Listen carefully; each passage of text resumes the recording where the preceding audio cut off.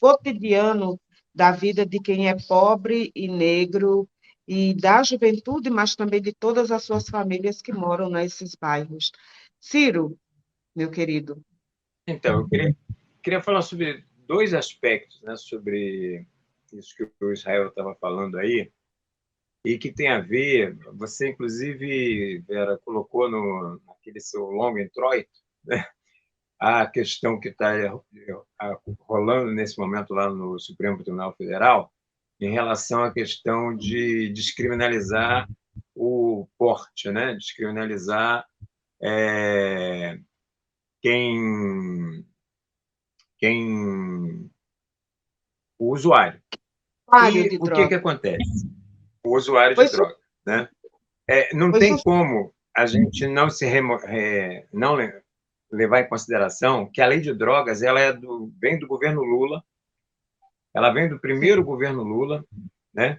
E foi uma verdadeira legitimação, né, para o encarceramento da juventude negra, porque fica a critério do policial estabelecer se a quantidade que está apreendida é para uso ou é para ser comercializada. Então, você tem o absurdo de uma pessoa da classe média com 1 quilo de maconha e o cara diz, não, mas ele tem dinheiro para poder comprar, então isso aí é para consumo, ele só quer estocar um pouquinho, é estoque, né?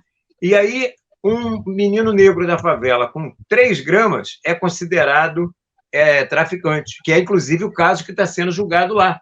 O caso que está sendo julgado lá no STF é isso: é uma pessoa que foi presa, além de ter sido a abordagem ter sido ilegal, porque foi na aparência, porque ele aparentava, né, um negro, para variar, e que aparentava estar em alguma situação irregular, aí se constata que tem algumas míseras gramas de maconha e essa pessoa é presa e é encarcerada como traficante.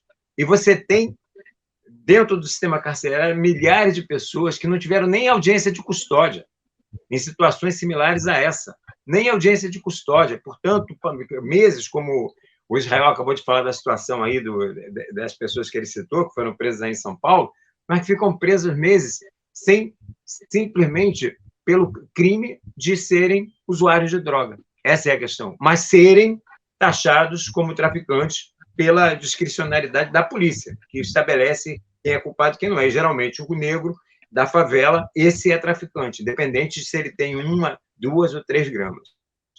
A outra coisa tem a ver com a questão da autodefesa, que o Israel colocou, e que eu acho que é um tema de fundamental importância de nós tratarmos aqui. Se, por um lado, aí em São Paulo, né, no fundão da Brasilândia, como falou aí o Israel, é uma novidade, né, esses protestos, aqui no Rio de Janeiro tem muito protesto. E, normalmente, esses programas sensacionalistas, a polícia, o governo, né, os setores, o establishment, né, setores da classe média tal, vem dizer que não, é o tráfico que organiza esses protestos para poder responsabilizar a polícia. Às vezes, até você tem, né, determinados protestos que podem terem sido manipulados pelo tráfico mesmo, mas grande parte é espontâneo, como foi em 2013, quando as pessoas deram aquele baixa e não aguentavam mais e começaram a fazer quebra-quebra em uma série de lugares. E teve aquele famoso programa do Datena, que ele queria saber se as pessoas apoiavam ou não aquele tipo de coisa, e as pessoas disseram sim, e ele falou, não, mas eu não estou falando quebra-quebra, não estou falando manifestação, estou falando quebra-quebra, e as pessoas, sim, nós apoiamos, e é isso que acontece, porque as pessoas não aguentam mais. Essa é uma forma, né, quando as pessoas vão para as ruas e queimam pneus, e às vezes botam fogo em ônibus, é um protesto desordenado, mas é de quem já não aguenta mais tanta opressão, tanta crueldade, né? E que a grande questão é a gente poder ter a capacidade de transformar essa indignação, e que às vezes se dá de um protesto de uma maneira espontânea, e às vezes uma maneira que acaba gerando consequências desagradáveis, numa coisa organizada, né? Nós temos que ter a capacidade, quer dizer, tem que procurar, de alguma forma, atuar no sentido de trabalhar essa indignação, trabalhar essa insatisfação absurda que sofrem as pessoas que moram nas favelas, que moram nos bairros da periferia, que moram nas comunidades, e transformar isso num aspecto de autodefesa, mas de uma maneira organizada. Nós tivemos um exemplo aqui, Vera, muito importante, aqui no Rio, há pouco tempo, né? Foi quando, numa dessas operações policiais, os traficantes, os meninos envolvidos com o tráfico, fugiram para dentro de uma escola, para dentro de um CIEP. E a polícia queria invadir o CIEP. E queria invadir o CIEP para fazer o que eles sempre fazem. Seria mais uma mega chacina. Aqui no Rio, a justificativa é sempre a mesma. Nós entramos na comunidade e fomos recebidos à bala, né? São chamados atos de resistência, né? Então, a narrativa é sempre a mesma. A polícia entrou na comunidade né, e foi recebida a bala e não teve jeito, tem que revidar, e aí dá essas mega chacinas que nós estamos nos referindo aqui desde o início do programa. Bom, aos garotos envolvidos com o movimento terem entrado para dentro da escola, a polícia queria invadir a escola. E a comunidade impediu a polícia de invadir. A comunidade foi para dentro da escola e defendeu que o espaço da escola, isso foi no Complexo da Maré, que a escola é o espaço sagrado. E isso acabou obrigando, né, a que a polícia fizesse o seu trabalho, que foi de levar aquelas pessoas presas. Então, foi um recorde de prisão, porque normalmente seria invasão e chacina, como acho que nós estamos discutindo aqui. Mas, fruto de um processo de auto-organização, de autodefesa, porque foi concretamente isso, a população foi para a porta da escola e impediu que isso se concretizasse. Então, existe um espaço, né, muito grande para que a gente possa fazer esse debate. Agora, há pouco tempo atrás, nós tínhamos um movimento aqui no Rio que chamava Parem de Nos Matar, né?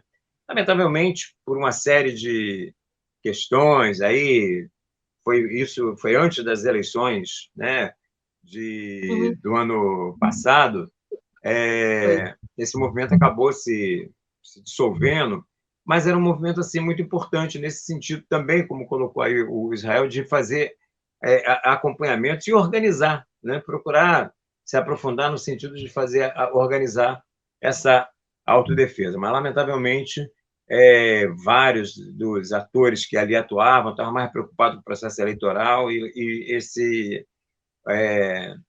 movimento acabou sendo desfeito. Mas é isso.